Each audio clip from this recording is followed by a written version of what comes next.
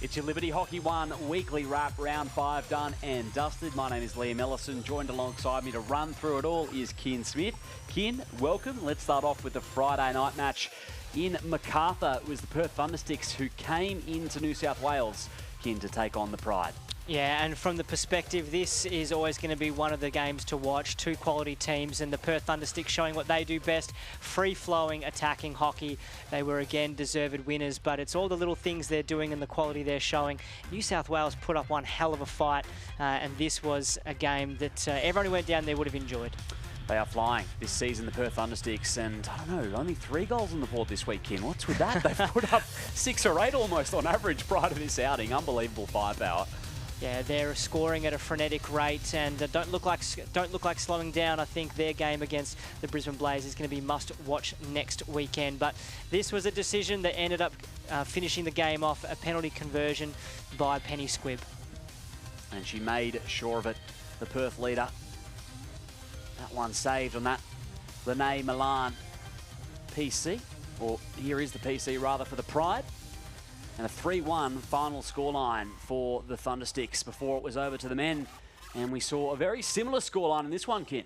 Yeah, this was really end-to-end. A lot of feeling in this game, a lot of physicality. The Perth Thundersticks have built into their season really well. And even with some of the returning players from the perspective of New South Wales Pride, Kai Willett's second game, that was a great goal by Will Battistessa.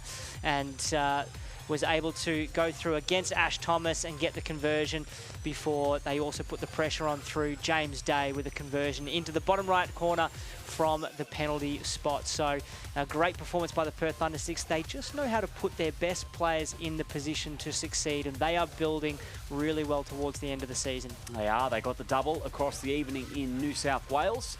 The men now moving up to second position on the table, so both their sides in the men's and women's divisions are going great guns. It also saw the beginning of the goalkeeper celebrations for Ben Rennie, hitting the too small there, roadblock Rennie, before we turned our attention to Tassie. Yeah, we did. Saturday in Tasmania.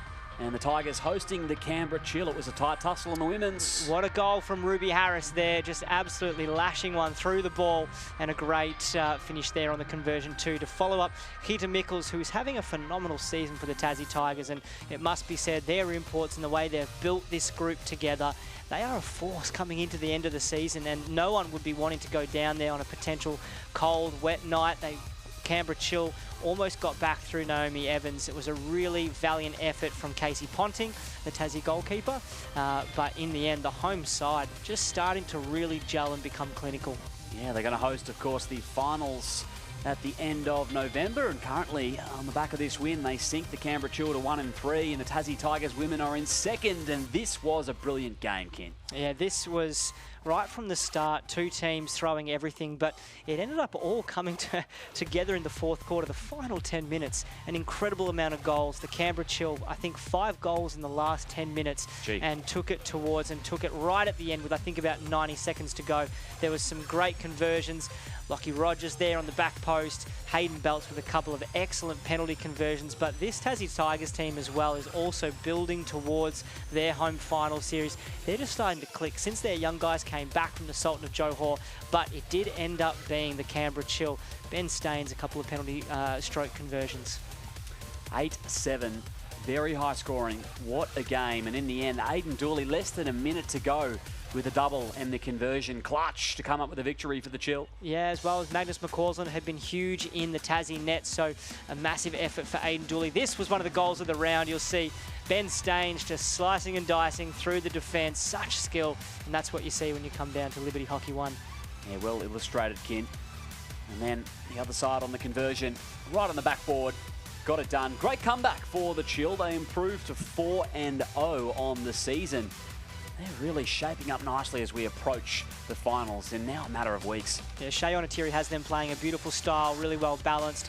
Another great conversion from Hayden Belts, but the Canberra Chill, some of their imports and returning players, Anand Gupta playing a huge role, and Javi Gisbert as well. So this is all just coming together, and a little celebration from Aaron Hazel as well. Hayden Belts, just with his conversion, getting past one of the best Australia's ever had in Andrew Charter, but this game had it all. It was an absolute goal spree, and you can tell with just how many we've got here on the highlights for you. In the end, 15 total. That was the moment for Aidan Dooley. Yeah, and he really is becoming one of the clutch scorers in the history of Liberty Hockey 1. And not only that, just past the enormous outstretched boot of McCausland, who is having a phenomenal season. So Aidan Dooley, and that was all that. Massive, massive game. And then over to the Sunday, it was the Brisbane Blaze who hosted Hockey Club Melbourne. Yeah, in the sunshine, 30+ degrees for this game, and wasn't it a hot one right from the start with HC Melbourne on the board early. And before the really interruption of the rhythm through a couple of unfortunate injuries and players having to spend time off the pitch, but also a range of cards that at one time saw them playing with only 8 players. That's right. And you said they got on the board early. It was within the first 90 seconds for Hannah Cotter, but then this display of 3D skills from Steph Kershaw. Yeah, that is world class, and that is what you tune in to see before Claire Colwell as well. Just continuing to take her game to another level. She was the architect of this goal and really started to put the game out of reach for HC Melbourne.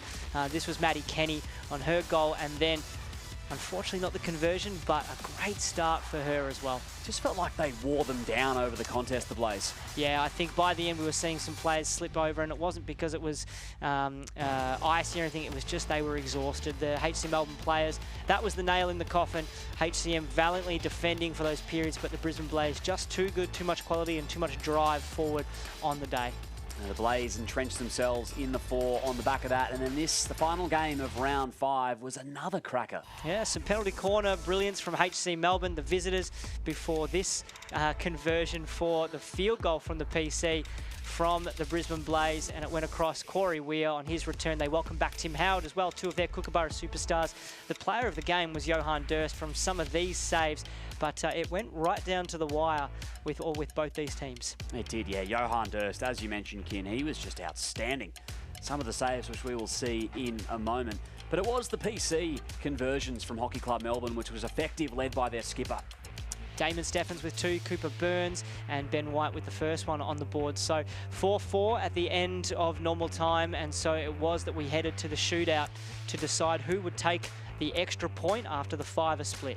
It was a game where both keepers had a massive influence, and we spoke of the brilliance of Durst. Well, it was Mitch Nicholson in the shootout who got them the extra point. Set them a foundation here. You'll see Atkinson's conversion from the shootout itself. That was clinical after Johan got his first one during the game, but Mitch Nicholson blanked the first 3, including some of the best that we've seen, and was managed to secure the points for his side. Here's your table in the men's at the conclusion of round 5, and the Chill with a game in hand sit atop.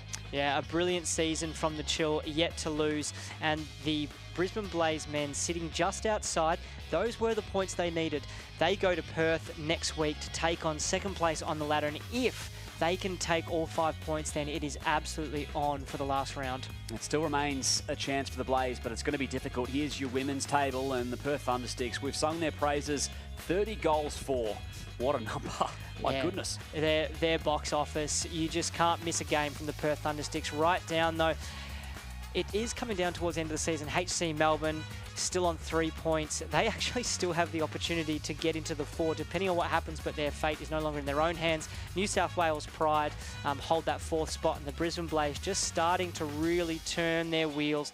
They go to Perth next week, while the HCM go to the Canberra Chill. That's going to be must watch, that one, Perth and Brisbane. And here's the One Hockey Cup ladder, Kin. Walk us through this. So the One Hockey Cup, the initiative where you basically put the results of both games together to create a game, and it'll be no surprise that with the dominance of the women's side, but also the positive fight backs and keeping the games really close to the men's team, the Perth Thundersticks undefeated on top.